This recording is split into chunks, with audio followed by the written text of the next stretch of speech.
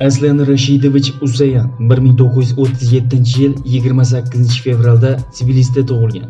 Sovet va rus jinoiy avtoriteti. Ularning ta'siri postsovet hududining g'arbiy dunyosiga va g'arbiy Yevropaning muhim qismiga tarqaldi. Aslan Rashidovich Usayan Ded Hasan laqabi bilan mashhur. Tezkor ma'lumotlarga va ommaviy axborot vositalariga ko'ra, u Kavkazdagi jinoiy guruhlarning yetakchisi, xususan Tbilisi va kurd klanlarining yetakchisi.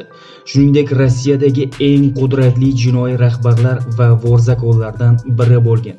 U jinoiy jamoatchilikka nisbatan pravoslav qarashlariga rivoya qilgan va eski maktab deb atalmish o'g'rilarga, ya'ni jinoyatchilarning yozilmagan qoidalar kodeksiga hurmat ko'rsatgan. Ko'pincha u jinoiy to'qnashuvlarda hakam rolini o'ynagan. Aslan Usayanning Rossiyadagi eng qudratli jinoiy klani postsovet davridagi bir necha yirik jinoiy urushlarda qatnashgan. 2010-yilda Aslan Usayan og'ir jarohat oldi, ammo omon qoldi. 2013-yil boshida uni snayperda o'qqa tutildi va vafot etdi. Ded Hasan jinoiy faoliyatining boshlanishi. Aslan Usayan 1937-yil 28 fevralda Tbilisida tug'ilgan. Kelib chiqishi bo'yicha yezidi. 19 yoshida u politsiya xodimlariga qarshilik ko'rsatishi uchun birinchi muddatini oldi. 1,5 yil qamoq. Keyinchalik Gruziya SSR Oliy sudi ishni qayta ko'rib chiqdi va Aslan Usayanni ozod qilindi. 1959-yil yanvar oyida Tbilisining Stalin tuman sudi Aslan Usayanni talonchilikda aybdor deb topdi va uni 5 yilga ozodlikdan mahrum qildi. Ammo u shartli ravishda ozod qilinishga muvaffaq bo'ldi. Umuman, Ded Hasan Gruziyada valyuta operatsiyalari va cho'ntak bilan savdo-sotiq bilan shug'ullangan. Vorzakon Ela Devdaryanga yaqin bo'lgan. U birinchilardan bo'lib yer osti tadbirkorlardan soliq yig'ib olgan. Aslan Usayan 1963-yil Vorzakon unvonini oldi. Tezkor ma'lumotlarga ko'ra, u buning uchun katta miqdordagi pul to'lagan. 1966-yil dekabrda Tbilisining Oktyabrskiy tuman sudi Aslan Usayanni chayqovchilik uchun 3 yilga ozodlikdan mahrum qildi. Ammo 1968-yil iyun oyida u yana muddatidan oldin ozod qilindi. Bu safar Gruziya Sulukidze tuman sudining qarori bilan. Umuman, Aslan Usayan firibgarlik operatsiyalari va soyali bitimlar bilan shug'ullangan. Xususan, Markaziy Osiyodan kelganlarga soxta oltin tanga sotgan. Hasan qabilasidan bo'lgan odamlar, gildiyalar, baland ko'taruvchilar, chayqovchilar va boshqa yer osti dilerlariga, shuningdek davlat restoranlari, do'konlar, bozorlar, sabzavot bazalari va tikuvchilik ustaxonalari direktorlariga soliq solishdi. Gruziya amaldorlari va politsiyasi o'rtasida keng korrupsion aloqalarni o'rnatdilar. 1984-yil avgustda Aslan Usayan Tbilisida 15 yillik qamoq jazosiga hukm qilindi. Giyohvand moddalarni noqonuniy saqlash, noqonuniy biznes va hujjatlarni qalbakilashtirishgani uchun. Dastlab Ded Hasan Vorzakon sifatida Perimdagi Beliy Lebed nomi bilan mashhur bo'lgan Aytiki 6 konvoy koloniyasida ta'sir doirasini kengaytira boshladi. U yerda ichki ishlar vazirligi bilan hamkorlik to'g'risida va o'g'rilar urf-odatlarini rad etish to'g'risida imzolashga majbur bo'ldi. Bu tuzatish yo'lini olgan barcha vorzakonlarga imzo chektirishga majbur bo'ldi. Keyin u Omskdagi Aytikiga o'tkazildi. Bu yerda mahalliy slavyan hokimiyati pozitsiyalari kuchli bo'lib chiqdi va SSR ichki ishlar vazirligi Guitning tezkor boshqarmasi bilan kelishilgan holda Aslan Usayan O'rta Uralga ko'chirildi.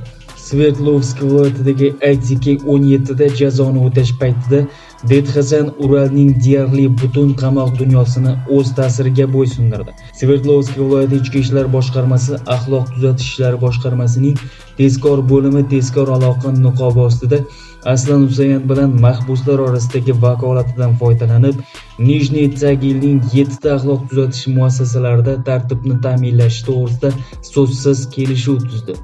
O'sha paytda mamlakatning barcha hududlaridan 15 mingga yaqin mahkumlar u yerda jazolarni o'tamoqda. Viloyat ichki ishlar boshqarmasi Aslan Usayan bilan do'stona munosabatda bo'lgan. Nijniy Tagilga ko'chirilgan vorzakonlarga nisbatan barcha tezkor choralarni chekladi. Ammo mahalliy KGB qamoqxona ma'murlari bilan yashirin ishlashda davom etdi. Aslan Usayan koloniyalar ma'muriyati tomonidan belgilangan tartiblarga sodiq qolishga, intizomni o'rnatishga va mahbuslar o'rtasida ommaviy tartibsizliklarni to'xtatishga va'da berdi. Bunga javoban u o'z vakillarini muomalali Tagil ITK-40, ITK-17 va ITK-5 da joylashtirishga ruxsat berildi. Kavkaz va ba'zi slavyan vorzakonlarining aksariyati Usayanni eng katta va ta'sirchan hokimiyat deb tan olishdi. Yo'l-yo'lakay Dedxasan odamlari choy, sigaret, spirtli ichimliklar va tikanli simlar uchun pul tashishni, shuningdek, Uralsk korxonalarida qimmatbaho materiallarni o'g'irlashni va ularni Kavkazga yetkazib berishni yo'lga qo'ydilar. Dedxasan jazoni o'tash paytida bir nechta o'g'irlarni, shu jumladan jiyani Timur Mirzayevni toj kiydirish marosimini o'tkazdi. 1989-yil kuzda tergov izolyator binolaridan birida bo'lib o'tdi. Ammo yovvoyi tabiatda o'g'irlar an'analarini tan olmaydigan qo'shtirnoq ichidagi sportchilarning yoshlar guruhlari boshlarini ko'tarishdi. Ularga qarshi turish va mahalliy jinoiy xazinani egallab olish uchun Timur o'zining shtab-kvartirasi Sverdlovskiy Kosmos restorani bo'lgan o'z guruhini tuzdi. Ammo ularga qudratli Uralmash guruhini qarshilik ko'rsatdi. Tez orada Dedxasanning vakillari Sverdlovskiydan tashqari Nijniy Tagil, Chelyabinsk va Zlatoustga joylashtirildi. 1990-yildan boshlab Uralsk shaharlarida ta'siri doiralarini qayta taqsimlash boshlandi. Bu jinoyatchilar dunyosiga yaqin guruhlar a'zolari va tadbirkorlarni o'ldirish bilan birga kechdi. Dedxasan klani o'z tarafiga yoshlar to'dalarini jalb qildi. Kooperativlar va gildiyalarni, ayniqsa mahalliy Kavkaz aholisi orasida, shuningdek, giyohvand moddalar savdosi bilan shug'ullanadiganlarni bosib oldi. 1991-yil dekabrda Nijniy Tagil sudi Aslan Usayanni shartli ravishda ozod qilish to'g'risida qaror chiqardi. Avvalgi barcha holatlarda bo'lgani kabi, bunga yuqori darajadagi Hasan hokimiyatlarining pora va tazyiqlari sabab bo'lgan deb taxmin qilish uchun asoslar bo'lgan. 1992-yil mart oyida Dedxasan ozod qilindi va shu munosabat bilan Nikola-Pavlovskiy qishlog'ida Nijniy Tagil atrofi piknik uyushtirildi. Aslida bu Uralning yirik hokimiyatlarining uchrashuvi bo'lib, unda Aslan Usayan Igor Tarlanov bilan janjallashgan edi. Ozod qilingandan keyin Aslan Usayan Yekaterinburgda biroz yashadi. Keyin Gorodovikovskda rasmiy ro'yxatdan o'tkazildi. Ammo ko'p vaqtini Moskva va Shimoliy Kavkazda o'tkazdi. Aslan Usayan Shimoliy Kavkazda eng katta ta'sirga ega edi. Bu uning jinoiy klanining jirkanchligi deb hisoblanadi. Hasanning manfaatlari uning vakillari yashagan Kislovodsk, Mineralniy Vadiy, Krasnodar va Sochiga tegishli edi. Gruziya Abxaz mojarosi paytida Aslan Usayan Abxaziya tomoniga moddiy yordam ko'rsatdi. Shuning uchun u Gruziya qo'shinlariga yordam berib turgan Moskvadagi eski o'g'ri Givi Berati, Givi Rezanining yo'qolishiga aloqadorlikda gumon qilingan. Turkiya va Ispaniya matbuotining yozilishicha, Aslan Usayan Kurdiston ishchilar partiyasi jangarilarga qurol yetkazib berish bilan shug'ullangan. Moskvada Usayan klani 1993-yil iyun oyida vafot etgan eng nufuzli vorzakon Rafael Bagdasaryan, ya'ni Rafik Yerevanskiy yoki Rafo Svo bilan lobbi qilingan. Aslan Usayan Uralda ham muhim ta'sirini saqlab qoldi. Ammo u yerda turli xil jinoiy guruhlar, shu jumladan Hasan klanini qo'llab-quvvatlovchilar o'rtasida qattiq urush boshlandi. 1990-yil iyul oyida qarindoshi va Usayanning yordamchilaridan biri uyning kirish qismida pichoqlab o'ldirilgan. 1991-yil iyun oyida Uralmash guruhi rahbarlaridan biri Grigoriy Tsiganov o'ldirildi. 1992-yil may oyida Yekaterinburgda ishbilarmon Igor Tarlanov otib o'ldirilgan. Ushbu ikkala qotillik ham Uralmash qotilliklari tomonidan amalga oshirilgan bo'lib, ular Tsiganovning o'limida Tarlanovlarning ishtiroki to'g'risida ma'lumot olishgan. Aslan Usayan shimoliy g'arbiy yer osti dunyosini boshqarishga va mintaqadagi qaroqchi guruhlar o'rtasidagi urushlarni tugatishga harakat qildi. U tinchlik o'rnatuvchi va hakam vazifasini bajarib, mahalliy to'dalarning ishlariga aralashmaslikka harakat qildi. 1994-yil 8-dekabrda Sankt-Peterburgdagi Metropol restoranida rasmiy ravishda Sibir vorzakonlari Petruxaning tug'ilgan kuniga to'g'ri keladigan muhim o'g'irlar yig'ilishi bo'lib o'tdi. Unda Dedxasan, Savoska, Blandin, Shishkan va Yakutenov kabi 60 dan ortiq o'g'ri va hokimiyat vakillari ishtirok etishdi. Ular shaharning jinoiy muhitidagi vaziyatni muhokama qilishni rejalashtirgan, ammo politsiya xodimlari tomonidan hibsga olingan. 1995-yil iyun oyida Qo'shma Shtatlarda afsonaviy Vorzakon Vyacheslav Ivankov yaponchik hibsga olingandan so'ng Hasan o'g'rilar fondining rasmiy egasi va postsovet hududidagi jinoiy olamning eng nufuzli hokimiyatlaridan biriga aylandi. Det Hasan guruhini tuzish asosini Tbilisi va Kurd o'g'rilar klanlari a'zolari hamda ularga qo'shilgan Ozarbayjon, Arman va Slavyan vorzakollari tashkil etishgan. 1996-yil yanvar oyida o'zining Jeep Cherokee avtomobilidagi Moskva qirg'oqlaridan birida Vorzakon Miran Mamedov, uning ikki qo'riqchisi va haydovchisi avtomatdan o'qqa tutilgan. Miron Solntsevskaya va o'g'ri Shakro Maladoy bilan dushman bo'lgan. Ularga qarshi 2 marta suiqasd uyushtirgan. Aslida ikki kurd klani to'qnash kelishgan Akoka Mamedovlar Det Hasan va Shakro Maladoyga qarshi edi. 1990-yillarning o'rtalarida kelib Det Hasan klanining manfaatlari Shimoliy Kavkaz, Moskva, Sankt-Peterburg, Yekaterinburg, Ukrainaga, shuningdek G'arbiy Yevropa, Boltiq bo'yi davlatlari va Isroilning ba'zi shaharlari va ishbilarmonlik hududlariga tarqaldi. Hasan va Shakro Maladoyning ishonchli odamlari bir qator banklar, savdo kompaniyalari, kazinolar, mehmonxonalar, restoranlar va bozorlarning asoschilari va hammualliflari bo'lgan. Aslan Usayanning yaqin tanishi estrada xonandasi va bastakor Efrem Amiramov edi. U konsertlardan tushgan katta miqdordagi pulni o'g'rilar kassasiga o'tkazgan. Bunga javoban esa jinoiy rahbarlar Amiramovga homiylik qilgan, uni yubileylari va bayramlariga taklif qilgan. Shuningdek, shanson yulduzidan qo'shiqlarni buyurtma qilgan. Birodarlar Aganovlarning klani bilan urush. 1990-yillarning ikkinchi yarmidagi Usayanning tarjimai holidagi eng katta mojaro uning aka-uka Rudolf va Vachikov Aganovlar bilan bo'lgan urushidir. Ular ikkalasi ham vorzakonlar. Rasmiy ravishda Rudolf Aganov, Rudik Bakinskiy Usayanni Armanistonlik hokimiyatning Moskvaga yuborilgan mablag'larni o'zlashtirganlikda, shuningdek noloyiq shaxslarni tantanali marosim o'tkazishda aybladi. Aslan Usayan 3 marta o'g'rilarning uchrashuvlariga taklif qilingan, ammo u paydo bo'lmadi. Ulardan birida 1997-yil noyabr oyida Moskva viloyatida bo'lib o'tgan Hasanni unvonidan mahrum qilish to'g'risidagi qaror qabul qilindi. Mojaroning haqiqiy sababi Krasnodar o'lkasidagi ta'sir doiralarini qayta taqsimlash edi va birinchi uchqun 1995-yilda Moskvada Akoka Aganovlarga yaqin bo'lgan Aram Yuzbashevning qotilligi edi.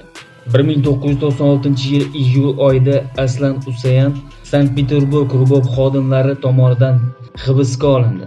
Aslan Usayan u paytda TT avtomati bilan topilgan va uning kvartirasida katta miqdordagi pul topilgan.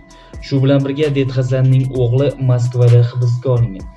Qisqa vaqt ichida Aslan Usayan uchun katta garov ta'minlandi va u ozod qilindi. Bir muddat Hasan Peterburgni tark etishga majbur bo'ldi, ammo tez orada qaytib keldi.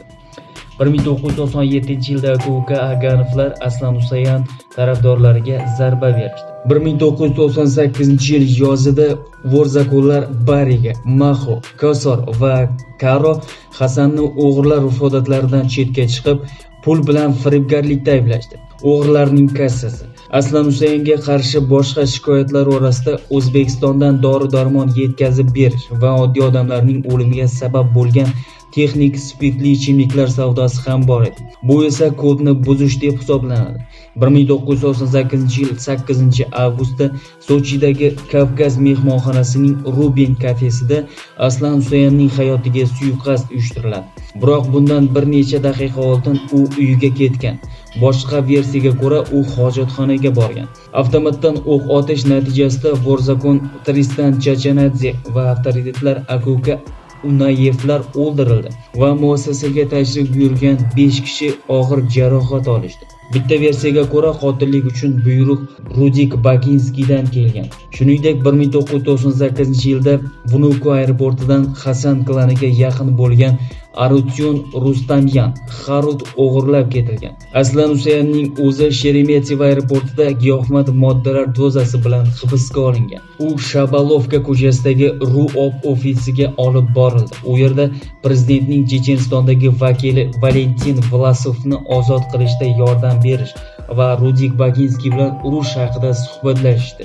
1998-yil 17-oktyabrda Moskva viloyatining Naro-Fominsk tumanida Aganovning hayotiga yangi urinish uyushtirildi. Uning korteji granatdan va pulemyotlardan o'qqa tutildi. Natijada 2 qo'riqchi halok bo'ldi, biri og'ir jarohat oldi. 1999-yil 11-fevralda Moskva halqa yo'lining 51-kilometrida yo'l bo'yidagi Mir kafesida qotillar hanuzgacha Rudik Bakinskiyni otib tashladilar va tez orada Aslan Usayanni qasos olishga va'da bergan ukasi Vachikos ham o'ldirildi. Umuman olganda Hasan va aka-uka Aganovlar o'rtasidagi urush paytida ikkala tomondan 150 dan ortiq odamlar o'ldirilgan. Faqat Mineralniy vadiy hududida 37 ta hokimiyat tugatilgan. 1999-yil 28-iyulda Gelenjik yaqinidagi baxtsiz hodisa natijasida Aslan Usayan o'ng bilak suyaklarining sinishini oldi va intensiv terapiya bo'limiga yotqizildi. U yerda Moskvadan maxsus yetib kelgan eng yaxshi shifokorlar uni davolash bilan shug'ullanishdi. Shuningdek, 1999-yilda u Sankt-Peterburgda Varyevskaya ko'chasida 3 xonali kvartira sotib oldi. U har safar shaharga kelganida u yerda turardi. Garchi o'g'rilar kodeksiga binoan qonun o'g'ri mol-mulkka, jamg'armalarga ega bo'la olmaydi va yashash joyida ro'yxatdan o'tkazilmasligi kerak. 2000-yillar 2001-yil avgustida Ximki shahrida Sheremetyevo aeroportidan Moskvaga ketayotgan avtomashina portlatildi. Unda Vorzakon Nadar Chagarashi, Nono va uning ukasi Dato vafot etdi. Aslan Usayan bilan bir urushdan keyin Chagarashi chet elga ketgan, ammo yana bir jinoiy mojaroni hal qilishda ishtirok etish uchun Rossiyaga qaytishga majbur bo'lgan. Xuddi shu 2001-yilda Aslan Usayanning uyushgan jinoyatchilikka qarshi kurashish bo'yicha Ichki ishlar vazirligining Moskva bo'limlaridan birida ishlagan amakivachchasi Boris Pashayev o'g'irlikda, vakolatlarni suiiste'mol qilishda va zo'rlashda ayblanib, keyin u Gruziyaga qochib ketgan. Aslan Usayan tez-tez raqiblarini obro'sizlantirish uchun Pashayevning xizmatlaridan foydalangan. 2003-yil 20 va 21-mart kunlari Hasan vakili yig'ilishida qatnashdi. Unda qonunchilikdagi nufuzli o'g'rilar Zaxariy Kalashov, Shakro Maladoy, Vladimir Tyurin, Vitaliy Izgilov, Daryel Anyani, Merab ham ishtirok etishdi. Aganov klani bilan urushning yana bir aks sadosi 2005-yil mart oyida Moskvada kafe va restoranlar tarmog'ini boshqargan bir guruh armanistonlik ishbilarmonlarga qilingan suiqasddi. Vartan Arakelyan, uning hamrohi Aganes Melikselyan va tansoqchilardan biri ishbilarmonlarning mashinasi va xavfsizlik mashinasining o'qqa tutilishi natijasida o'ldirilgan. Yaponchik 2005-yil yozida Moskvaga qaytib kelganda Aslan Usayan unga biznesdagi ulush va o'g'rilar fondidan ajratmalar shaklida pul yordamini taqdim etgan. Slavyan guruhlari va hokimiyatlar faqat o'lpon bildirish va o'tmishdagi xizmatlarni tan olish bilan cheklangan. Lesnyakovning to'dasi. Tezkor xodimlarning so'zlariga ko'ra, Hasan klanining jangovar qanotlaridan biri Dmitriy Lesnyakov to'dasi bo'lgan. Uning a'zolari Tarot klani bilan urush paytida, shu jumladan Rossiya, Fransiya va Ispaniyada bir necha qotillikda qatnashgan. Aslan Usayanning atrofidagilar va Lesnyakovning to'dasi o'rtasidagi bog'liqlik Vorzakon Gocha Antipov va avtoritet Karlo Mikadze orqali amalga oshirildi. Bundan tashqari, Mikadze tufayli Hasan atrofidagi odamlar Moskva banklaridan birini o'z nazoratiga olishdi va ular orqali moliyaviy firibgarlikni amalga oshirdilar.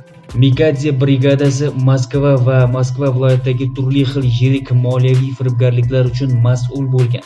Shuning uchun Lesnyakov faqat Pushkin kolxoz bozorining nominal asoschisi bo'lgan. Keyinchalik asosan Usayan Lesnyakovning guruhining o'z klanining manfaatlari uchun ishlatgan. Asosan qasddan o'ldirish uchun. Masalan, 2009-yil 6-fevral oqshomida Moskvaning Tashabbus ko'chasida Lesnyakov va uning odamlari Vorzakon Alik Minalyan, Alik Sachinskiyni avtomat qurolidan otishdi.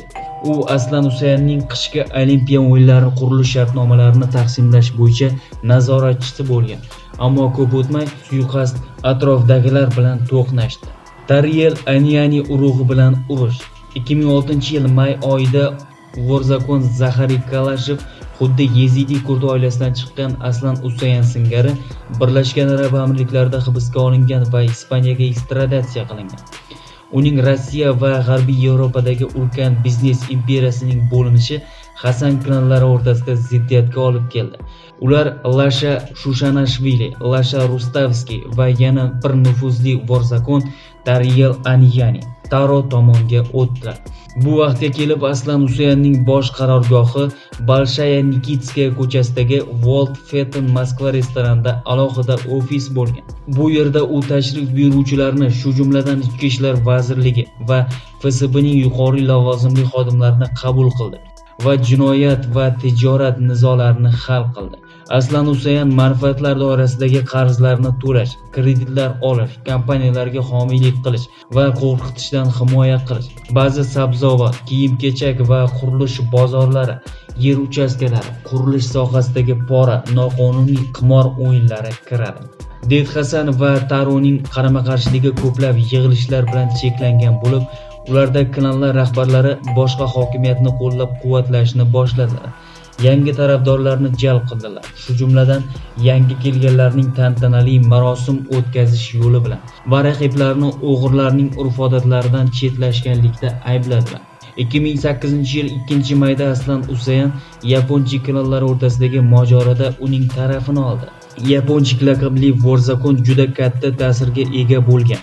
Qonunda Anianining do'sti Mako laqabli Ilya Simonia o'sha paytdan beri uni quvvatlagan. Shunday qilib, Ded Hasan va Taro o'rtasidagi to'qnashuvdan qochgan slavyan o'g'irlarning aksariyati Aslan Usayan tomonga o'tdilar. O'g'irlarning yana bir qismi Usayanning o'zi yaponchikka qilingan suiqasdda ishtirok etishi mumkin edi. U umumiy fondni qayta ko'rib chiqishdan qo'rqib, uning bir qismini qarindoshlari saqlab qolishgan. O'sha vaqtga qadar Ded Hasanning mavqei juda kuchli edi. Rossiyaning deyarli barcha mintaqalarida va sobiq SSRning deyarli barcha qo'shni mamlakatlarida uning klanidan smetrayshiylar joylashtirildi. 2009-yilda Aniani klaniga qarshi urushga parallel ravishda Aslan Usayan Moskva sabzavot bozorini boshqarish uchun ikki o'g'ri klani o'rtasidagi yana bir qonli urushga aralashdi. Mojaroning bir tomonida Ded Hasan tomonidan qo'llab-quvvatlangan Vorzakon Vaxa klani bo'lgan. Ularga Vorzakon Ravshan Lenkaranskiy klani qarshilik ko'rsatdi. U Vaxaning qamoqxonasida bo'lgan davrida ko'plab mol-mulkni hibsga oldi va aslida Moskva viloyatidagi ko'kalamzorlashtirish ulgurji bozori ustidan nazoratni o'rnatdi. Aslan Usayan postsovet mamlakatlarida o'z mavqeini kuchaytirishni unutmadi. Mahalliy jinoiy rahbarlarning uning tarafdorlari orasida toj kiydirish va smetrayshiylarni ushbu mamlakatlarga yubordi. 2010-yil 26-aprelda Aslan Usayan Borispol aeroportining VIP zalida hibsga olingan va Moskvaga qaytarib yuborilgan. U rasmiy ravishda soxta hujjatlarni ishlatishda ayblangan. Ded Hasanning tashrifidan maqsad o'g'irlar yig'ilishini o'tkazish va 4 xonali mebel markazi direktori Shabab Alayan va uning ikki qo'riqchisi qatl etilgandan so'ng Kiyev yezidi va arman diasporalaridan paydo bo'lgan mojaroni hal qilish edi. 2010-yil 16-sentyabr kuni kechqurun Moskvaning Tverskaya ko'chasida Aslan Usayanning hayotiga suiqasd qilingan. U Nadariyning ushbu binoda yashovchi o'g'lini ziyorat qilish uchun kelgan va boshqa ma'lumotlarga ko'ra, uzoq vaqtdan beri o'g'liga kvartirani ro'yxatdan o'tkazgan holda bu uyda yashagan. Aslan Usayan oshqozonidan o'q yegan va uning tansoqchisi Artur Bagramyan ham yelkasidan, ko'kragidan jarohat olgan. Ularning ikkalasi ham kasalxonaga yotqizildi va operatsiya qilindi. Dastlab huquqni muhofaza qilish idoralari hatto Usayanning o'limi haqida e'lon qilishdi. Ammo keyinchalik ular buni tergov manfaatlari va qo'riqchilarni qo'yish istagi bilan izohladilar. Ded Hasan atrofidagi ba'zi odamlar bu urinishni Taroning eng yaqin hamkori Vorzakon Merab Suxumskiy uyushtirgan. Boshqalar Ozarbayjon Vorzakoni Ravshan Janiyev uyushtirgan deb ayblashdi. Bundan tashqari bir qator manbalar yaponchik o'ldirilgandan keyin Slavyan o'g'rilari qanotining norasmiy yetakchisiga aylangan Vorzakon Aleksey Suvorovga ishora qildi. Suiqasd urinishidan so'ng Aslan Usayan bir muddat nafaqaga chiqdi. U Lyubertsiyadagi yaqinlaridan biriga tegishli bo'lgan qasrlardan birida yashagan va o'z vakolatlarini o'zining yaqin Lusha Rostovskiy laqabli Vorzakon o'g'riga topshirgan. Davolanib tuzalgandan so'ng Aslan Usayan faqat zirhli mashinada harakat qildi. Uning atrofida kurdlar va armanlar orasidan kelgan tansoqchilar guruhi qurshovida bo'lgan. Italiya politsiyasining ma'lumotlariga ko'ra, 2012-yil 18-sentyabrda Merab Jengvaletti, Merab Suxomskiy Dedxazan klani bilan uzoq davom etgan urushni muhokama qilish uchun Rimda o'zining eng yaqin sheriklarini yig'di. Ba'zi xabarlarga ko'ra, mitingda Dedxazanning boshqa klanlardan bo'lgan dushmanlari, shu jumladan Birlashgan oppozitsiya deb nomlangan Vorzakunlari Ravshan Janiyev, Jemo laqabli Jemal Mikladze ham qatnashgan. O'sha paytda qamoqda bo'lgan Taro bilan telefon orqali suhbat paytida o'g'rilar Aslan Usayanni yo'q qilishga qaror qilishdi.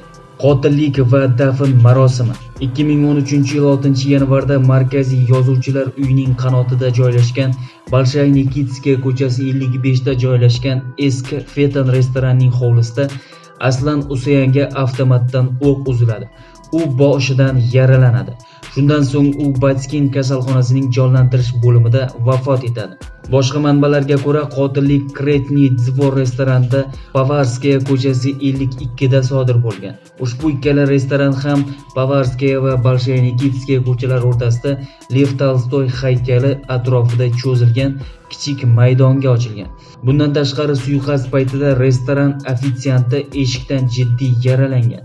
Qotil Sergey Mixalkovning sobiq kvartirasi ustida joylashgan zinapoyada yoki chodirdan o'q uzgan. Voqea joyiga Moskva politsiyasi boshlig'i Oleg Baranov va RFHBning Moskva bo'yicha bosh tergov boshqarmasi boshlig'i Vadim Yakovenko ketishdi. Dastlab jinoyat olami vakillari Aslan Usayanni nufuzli Vagankovskiy qabristonida, Yaponchik qabri yonida yoki Krasnodar o'lkasidagi Yezidi qabristonida dafn qilishni rejalashtirilgan. Ammo oila a'zolari Usayanning vasiyatini bajarishni talab qildi. Tbilisida onasi va ukasining yonida eski Kukiya qabristonining Yezidi qismida dafn etilishi kerak edi. Chunki Dulsha Avdayevning rafiqasi Nunning qizi, uning singlisi va boshqa qarindoshlari Tbilisida yashab, Gruziya hukumatidan oldindan ruxsat olgan. 17-yanvar kuni kechqurun Moskva Troyekurov qabristonining marosim zalida jinoyatchilar dunyosining eng yirik vakillarini birlashtirgan fuqarolik dafn marosimi bo'lib o'tdi. Ular u yerda amaldagi o'g'irlikka qarshi qonun tufayli Gruziyaga kirish mumkin emas edi. Dafn marosimidan so'ng tobut bilan eshitish vositasi Ukrainada buyurtma qilingan charter samolyoti kutib turgan Vnukovo aeroportiga olib ketildi. Biroq Donetskdan uchgan Tu-154 tobutni Tbilisga na Yerevenga yetkazib bera olmadi. Shundan keyin xotini va qizi shoshilinch ravishda Moskvaga uchib ketishdi. Gruziya hukumati, ya'ni ichki ishlar vaziri Irakli Garibashvili so'nggi paytlarda uning qarindoshlariga Usayanni o'z vatanida dafn etishga ruxsat bermadi. Ammo mamlakat bosh prokurori Archil Kibilashvili buni rad etdi. Boshqa versiyaga ko'ra, rasmiylar dafn marosimiga ruxsat bergan, ammo marosimda qonuniy o'g'rilarning bo'lishini qat'iyan taqiqlagan. Natijada Dedxazanning jasadi yana aeroportdan Troyekurovskiy qabristonining marosim zaliga olib kelindi va dafn marosimi uchun Moskva hokimiyatidan ruxsat olishni boshladi. Mavjud yagona variant Xavonskiy qabristoni bo'lib, u 20-yanvar yakshanba kuni va boshqa taniqli jinoyatchilar boshlig'i Silvestr qabri qarshisida dafn etilgan. Qabristonga jiyani Dmitriy Chanturya javobgar edi. Tobut dafn qilinganida Yezidiylar urf-odati bo'yicha pravoslav xochining yonidagi qabr tepasida kichik olov yoqildi. Uning alangasi yuzlab tirik atirgullar bilan o'chirildi. Mingdan ortiq odam ishtirok etgan asosiy yodgorlik kechki ovqat Nash Dvor restoranida bo'lib o'tdi. Mehmonlar asta-sekin boshqalarga yo'l berib, partiyalarga kirishdi. Ushbu yodgorliklarda Nadari Usayan buyruq berdi. Internetdagi mishmishlardan so'ng prezident matbuot kotibi Dmitriy Peskov jurnalistlarni Vladimir Putin Aslan Usseyanni tanimasligiga ishontirishga majbur bo'ldi. Bunday bayonotlarning sababi yosh Putin Det Hasanga o'xshaydigan odam bilan uchrashgan fotosurat edi. Aslan Usseyanning vafotidan keyin klan 2013-yil 16-yanvar kuni kechqurun Aslan Usseyan o'ldirganidan ko'p o'tmay Pravdi ko'chasidagi Porto Maltese restoranda jinoiy jamoalar yetakchilarining 40 daqiqalik uchrashuvi bo'lib o'tdi. Unda so'nggi voqealar va klan boshlig'i vorisining nomzodi muhokama qilindi. Det Hasan klanining yangi rahbari uning jiyani yosh vorzakon Dmitriy Chanturya edi. U darhol o'rtoqlariga Aslan Usseyanning o'limi jazosiz qolmaydi, albatta uning qazosini oladi deb e'lon qildi. Aslan Usseyanning vafotidan so'ng ilgari Det Hasan tomonidan tosh kiydirilgan qonun bo'yicha chechen o'g'ri Islom Ildigeriyev o'zining qarorgohi sifatida Old Felton restoranini tanladi.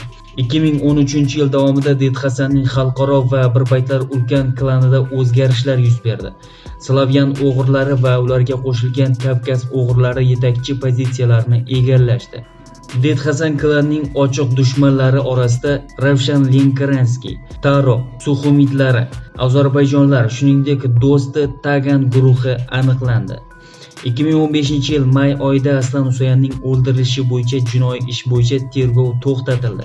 2018-yil avgust oyida vakillar yig'ilishida Oleg Shishkan Rossiya qonunchiligidagi asosiy o'g'ri etib saylandi. Uning saylanishi bilan Yezidi kurdlarining gegemonligi davri tugadi. Det Hasanning hamkasblari sharhlariga ko'ra, Aslan Usseyan jinoiy to'qnashuvlarni tahlil qilishda adolat bilan ajralib turgan. Uning so'zi juda og'ir edi va ko'pincha hal qiluvchi edi. U tadbirkorlarni to'g'ridan-to'g'ri nazorat qilmagan, garchi u ulardan turli xil xizmatlar uchun sovg'alar olgan bo'lsa ham. Hasan xalqiga hurmat ko'rsatgan ishbilarmonlar uning halolligi va ziddiyati vaziyatlarni hal qilishda keng imkoniyatlarini ta'kidladilar. Bir so'z bilan aytganda, Det Hasan jinoiy muhitdagi qon to'kilishiga qarshi bo'lib, nizolarni tinch yo'l bilan hal qilishga da'vat etgan. Ammo u hech qachon shaxsiy shikoyatlarni va uning vakolatiga va odob axloqiga shubha bildirgan odamlarni kechirmagan. Kundalik hayotda Det Hasan o'ziga xos e'tiborni jalb qilmaslikni ma'qul ko'rgan. Tinch va kamtarinligi bilan ajralib turgan. Aslan Usseyan har doim beg'ubor kiyinib, to'q kostyumlar va oq ko'ylaklarni, ayniqsa fransuz markasi Zillini afzal ko'rardi. Aslan Usseyan bir necha Kavkaz tillarida ravon gaplashar, zehni va keng dunyoqarashi bilan ajralib turar edi. Uning tizzasida Usseyan kultga ega edi. Ammo yaqinda juda kamdan kam hollarda tatuirovka qilingan "Men o'z onamni unutmayman" degan ma'noni anglatadigan so'zlarni tatuirovka qilib olgan. Det Hasan har doim jurnalistlarga uning oddiy rus nafaqaxo'rligi va jinoyatchilik bilan umuman aloqasi yo'qligini aytgan. U uchun faqat bitta mulk rasmiy ravishda ro'yxatdan o'tgan, 1993-yilda ishlab chiqarilgan qora Volga. Biroq huquqni muhofaza qilish organlari xodimlari tomonidan hibsga olinganda, u hech qachon vorzakon ekanligini inkor qilmagan. Aslan Usseyan turli xil ijtimoiy tadbirlarda taniqli rassomlar bilan tez-tez kesib o'tgan. Ko'plab estrada yulduzlari bilan fotosuratlari bor. Restoranlarda u rus shansonini tinglashni yaxshi ko'rgan, ayniqsa o'g'rilarning qo'shiqlari. So'nggi yillarda, ayniqsa 2010-yildagi suiqasddan so'ng, Aslan Usseyan sog'liq yomonligi bilan ajralib turardi. Shikastlanish oqibatlari kasal buyraklar va qandli diabet tufayli og'irlashdi. Bu Usseyanni oziq-ovqat va ichimliklarda mo'tadil bo'lishga majbur qildi. Shunga qaramay, u ko'pincha Moskvaga, ayniqsa unga yetkazib beriladigan Kaspiydagi balig'i va uy qurilishi sharobiga ruxsat berardi. Det Hasanning oilasi. Aslan Usseyanning ma'shuqasi Dulsha Avdayeva 1937-yilda tug'ilgan. Det Hasan bilan uning ikkita farzandi bor edi. Qizi Nuna 1960-yilda tug'ilgan va o'g'li Nadari 1962-yilda tug'ilgan. Ikkinchisi bir muncha vaqt Stolishniy supermarketining direktori bo'lib ishlagan. So'ngra Rossiyaning bistro kafelari tarmog'i, Stolishniy supermarketi, samolyotlar savdosi va avtoulovlarni ijaraga beruvchi firmalar biznesning bir qismi Nadarning rafiqasi va o'g'illari nomiga ro'yxatdan o'tgan. o'sha firmalar ustidan nazorat qiluvchi bir nechta tijorat tuzilmalarining egasi bo'lgan. Nunaning qizi onasi bilan Tbilisida, ba'zan Sochida yashagan va Nodari uning oilasi ko'pincha Avstriyadagi villasida dam olishgan. Aslan Usayanning oilasining Tbilisidagi uyi Nadzaladevi viloyatida Latkina qishlog'ida joylashgan edi. Aslan Usayanning nabirasi Irakli Uzayan uzoq vaqt Avstriyada yashagan va 2019-yil iyul oyida Moskva yaqinidagi Lyubersi shahrida jinoiy yig'ilish paytida hibsga olingan.